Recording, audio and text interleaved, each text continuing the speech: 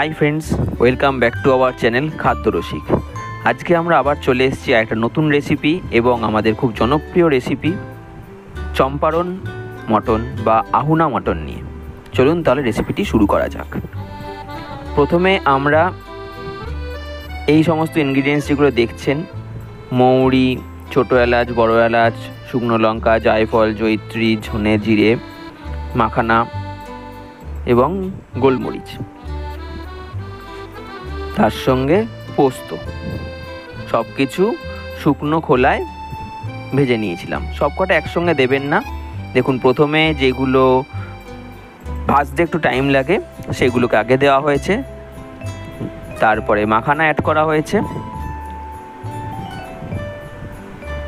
সবগুলোকে আবার ভালো করে শুকনো খোলায় ভেজে নেওয়া হয়েছে, তারপর গোলমরিচ অ্যাড করা হয়েছে এবং লবঙ্গ অ্যাড করা হয়েছে। আবার সব ইনগ্রিডিয়েন্টস একসঙ্গে ভালো করে ভাজা হচ্ছে। এরপরে ধনে অ্যাড করা হয়েছে, ধনেটাকেও ভালো করে অ্যাড করে তারপরে মৌরি অ্যাড করা হয়েছে। এরপরে জিরে অ্যাড করা হলো, স্বাদ মতো নুন অ্যাড করা হয়েছে,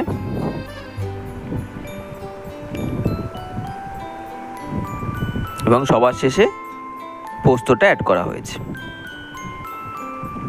দেখুন, এবার সব ইনগ্রিডিয়েন্টস একসঙ্গে ঠান্ডা করে আমরা মিক্সিং জারে দিয়ে বেটে নিয়েছি। এরপরে আদা বাটা হয়েছে। এখানে দেখুন পেঁয়াজ, আমরা মোটামুটি 1 কেজি মতো মাংস নিয়েছিলাম। 1 কেজি মাংসতে আপনার 500 মতো পেঁয়াজ লাগবে, তার সঙ্গে 1 ইঞ্চি মতো আদা এবং 200 গ্রাম তেল। তেলটাকে প্রথমে ভালো করে গরম করে নিতে হবে। গরম করে তেলের ঝাঁঝটা কাটিয়ে নিয়ে তারপর সেটা ঠান্ডা করে নিতে হবে। ঠান্ডা করার পর এই তেলের মধ্যে লঙ্কা গুঁড়ো, ধনে গুঁড়ো, জিরে গুঁড়ো, হলুদ গুঁড়ো, কাশ্মীরি লঙ্কা গুঁড়ো এবং শুকনো লঙ্কা অ্যাড করে তার সঙ্গে গোটা গরম মশলা অ্যাড করা হয়েছে।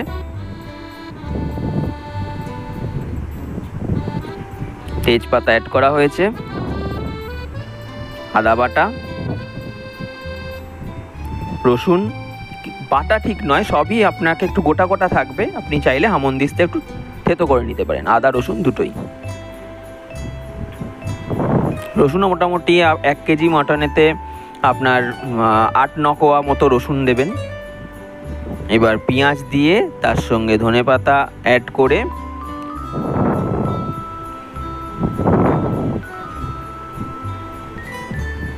স্বাদ মতো নুন অ্যাড করে, নুন কিন্তু আমাদের মশলাতেও দেওয়া আছে, সেহেতু সেই পরিমাণ বুঝে আপনারা নুন অ্যাড করবেন। এবার এই সমস্ত জিনিস ভালো করে হাতে করে ঘষে ঘষে মাখিয়ে নিতে হবে, যাতে সমস্ত জিনিসের ফ্লেভার সমস্ত কিছুর মধ্যে সমানভাবে যায়।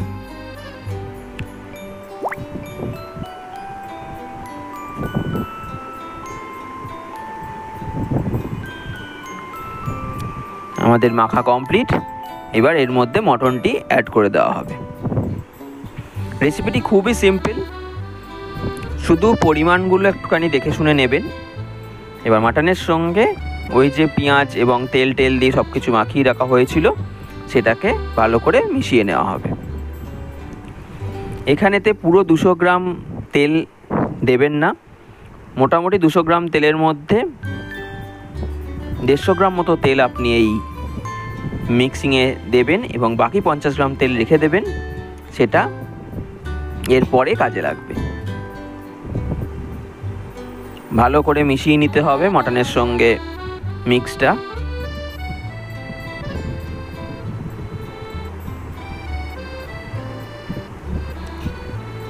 এরপর হাঁড়িটা নিয়ে চলে এসেছি।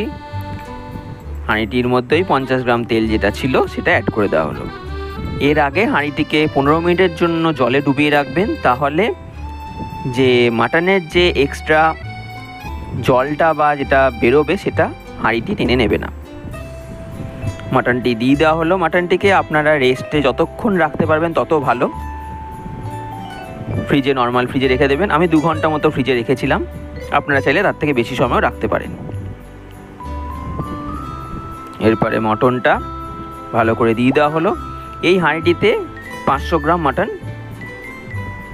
ধরেছে। এবং একটা গোটা রসুন দিয়ে দিয়েছি। সব কিছু ভালোভাবে দিয়ে ওপর থেকে আটা দিয়ে ভালো করে এটাকে সিল করে দেওয়া হবে।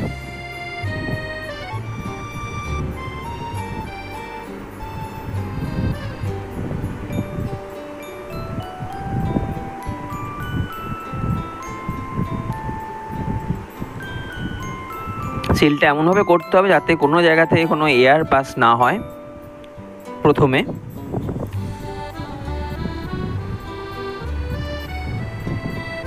একদম ভালো করে আটকে দিতে হবে।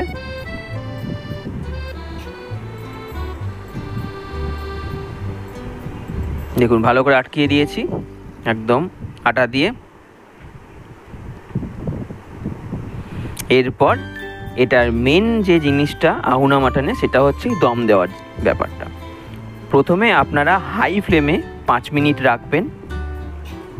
তারপরে 10 মিনিট এটাকে যখন দেখবেন গরম হয়ে এসছে, তখন এটাকে 10 মিনিট লো ফ্লেমে রাখবেন।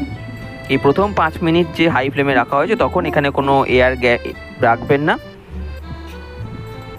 তারপরে এটাকে একটু ফুটো করে দেবেন যাতে সেখান থেকে হাওয়াটা বেরোয়। এবং তারপরে এটাকে তাওয়ার ওপর 40 মিনিট লো ফ্লেমে, লো টু মিডিয়াম ফ্লেমে আপনাকে রাখতে হবে। তারপর রেস্টে 15 মিনিট রেখে আপনারা এটাকে এরকম খুলে নেবেন। তাহলেই দেখছেন একদম আপনাদের আহুনা মাটন রেডি।